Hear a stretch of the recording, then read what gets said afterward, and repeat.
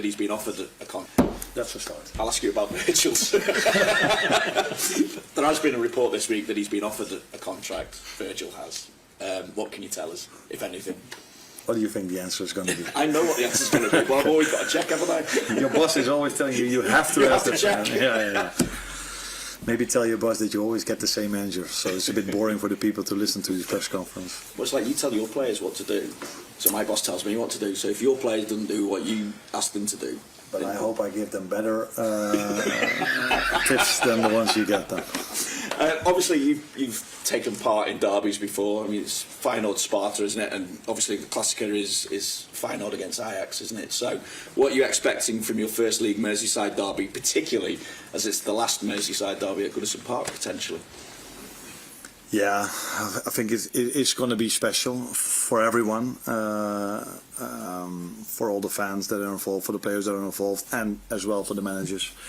To be part of this game is already special, then to be part of the last one on Goodison Park makes it probably even more special. But yeah, it's only a nice experience if the result goes your way. So that is where we are focusing on most for this game. Would it be added satisfaction to take all 3 points because it is the last one at Goodison Park, or is it purely just about 3 points because of where you are in your season now? I never speak about 3 points before a game. You can only talk about this after the game, especially if you face a team like Everton that have done so well in the last 3 or 4 games. 3 clean sheets, a very good game during the week against Wolves. So yeah, we know we have to be ready for a tough game against a good side, against a well-managed side as well. So and probably the fans will be loud. I would say maybe just as loud as the Newcastle ones, but probably these ones are even going to be louder. So we have to be prepared for everything for this game. And just in terms of who you might get back, is it only Alisson potentially? Is he even ready yet? And just how's Queeve as well? Just because obviously I know the disappointment at the end of the game against Newcastle, but you know he's got plenty of credit in the bank already for what he's done this season. No, definitely. It was on 1-0 where Joe Gomez made a mistake and they went 1-2 towards him. He saved it. That could have been the 2-0. So he saved us in that moment. So maybe he saved us a point, because if we were going 2-0 down, you never know what could happen afterwards. But things would have been even harder for us. Unfortunately for Queeve, and that is the position he's in, if you make a mistake as a goalkeeper or you make a misjudgment, it's very difficult for someone else to cover it up for you. He's done that a few times for us. If someone else makes a mistake, a player, he's always there to help us. Unfortunately, we as a team are not able to help him, mostly if he misjudges a ball, because he's our last player. But I think he's in a good place, although he's disappointed like all the others, because we dropped points from a winning situation 1 minute before the end. But he can go into this game with a lot of confidence. Let that be clear. Are you not ready yet, though? Not ready yet, no. But he will be ready very soon. Arne, going into this Merseyside derby, you've got a lot of players in your squad that have experienced the atmosphere, know what it's all about. So to what extent do you lean on them going into a game like this? Not particularly, because they've played that game, but as a manager, you always lean on your players, because you can make up a good game plan or a great game idea. But it always depends on the players, if they are ready to work very hard and to play at their best. So you always lean on your players, not particularly in Everton away, but in every game you play. And what do you know about the Merseyside derby? What have people around here told you about it?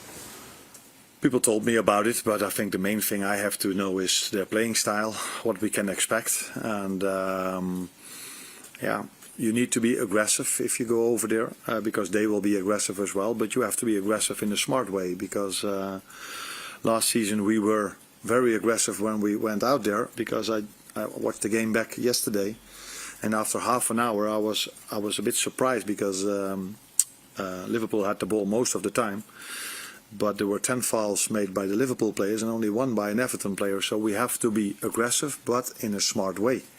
And especially because they are a big threat in set pieces as well. So every time we give away an unnecessary free kick, that is not smart. So yes, be aggressive, but in a concentrated and smart way.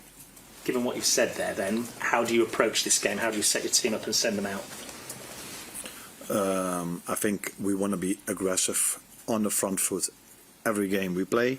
That's not going to be different now, but we always make a game plan where we try to adjust about the threats the other team has and where we think we can hurt them. So that is the way we're going to look at this game as well. But every game, if you want to have a chance to win, you need to be very aggressive and you have to run a lot. And that is one of their strengths as well. They're a very, very hard-working team.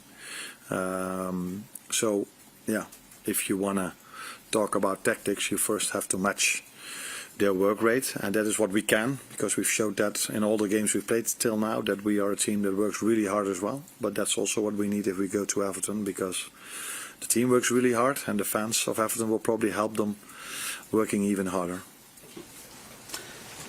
Everton have got form for targeting goalkeepers they perceive to be maybe a bit weak for set pieces. They did so against Tottenham last season with Vicario and scored from a set piece.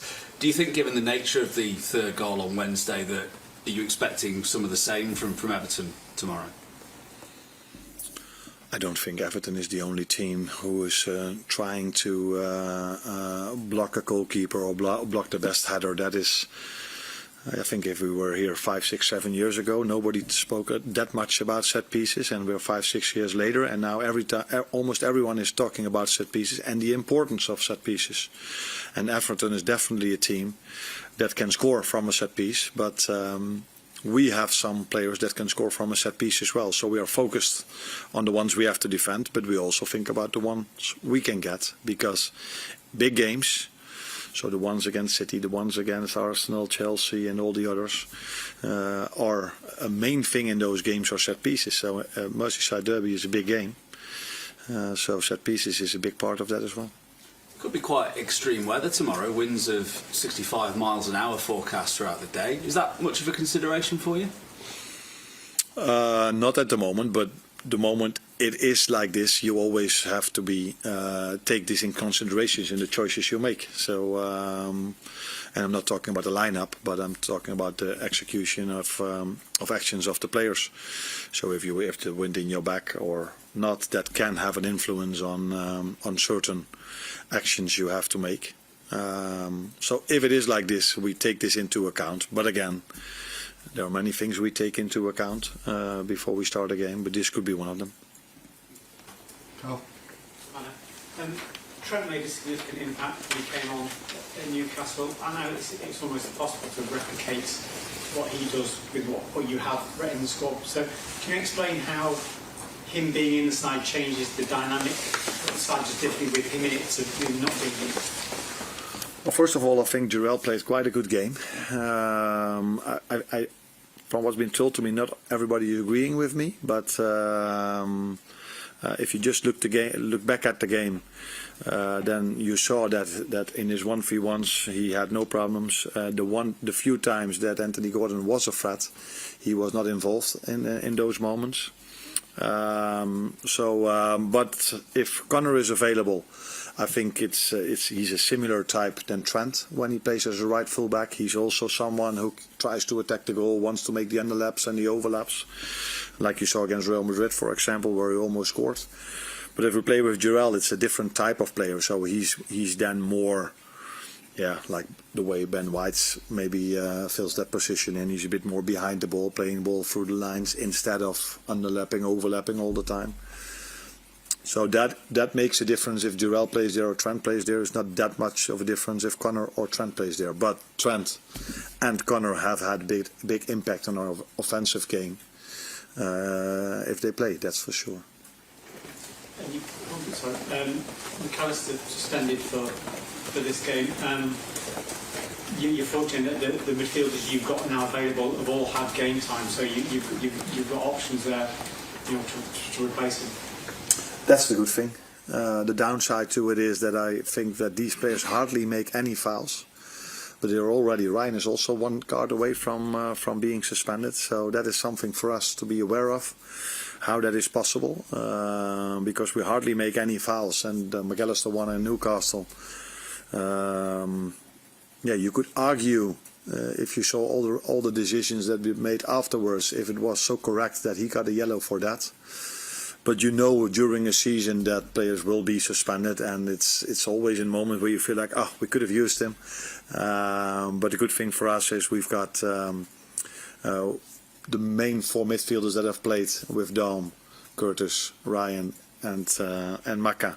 One of them is not available at the moment, so still 3 left, and Harvey Elliott is on his way back. So I think that line is not our main worry at the moment, but our main worry is, of course, I think at this moment, if you look at how close they're all back for playing time, it's only 3 injuries left, and that's in our last line with Diogo being close to being back, Federico being close to being back, and the same for Alisson. So that means that only Ibu, Connor and Kostas are a bit further away from playing time. Hi Arne. How much extra pressure do you and the players feel being top and other teams waiting for you to slip up? I think if you play for Liverpool, every day you feel pressure because you play at a big club and everybody expects one thing from us, and 2 things from us, that we win and that we play good football. So that's also the good thing, that these players are used, that this is expected from them. So if we're top of the league or we're 2nd, 3rd or 4th, people expect from us to win, and people expect us to win in a certain way. And that pressure is always there, and I think if you play at this level, if you work at this level, you like this pressure, for the simple reason that players are able to do what is expected from them. So it's much harder if you, for example, have to stay above the relegation zone and you're in a team like, it's quite hard for us to achieve this.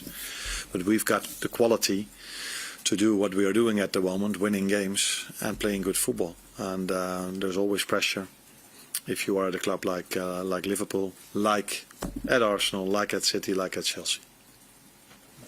Hi Arne, you mentioned Ryan is 1 yellow card away from suspension. In the last 3 games he's had a yellow card in the first half of games. I don't know whether or not the fear of a second yellow played a part in his substitution at Newcastle, and how do you speak to your players when, as you mentioned, sometimes the referee's decisions don't go their way, but there's about finding that line of lawful aggression in games? We don't talk about the referee decisions with the players, especially not after the game. That's of no use. Sometimes they're in favour of you, sometimes they're maybe against you, so there's no use of talking about that, not over here and not with the players.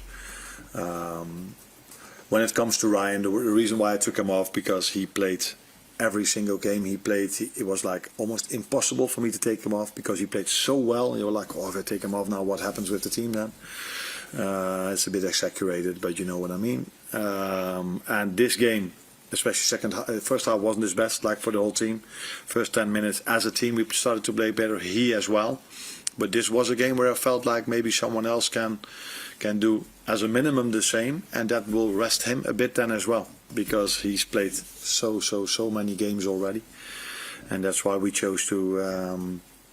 We were, I think, also 2-1 down at that moment, so it was maybe a smart decision to go even more offensive with Curtis as an attacking midfielder in the role as a number 6.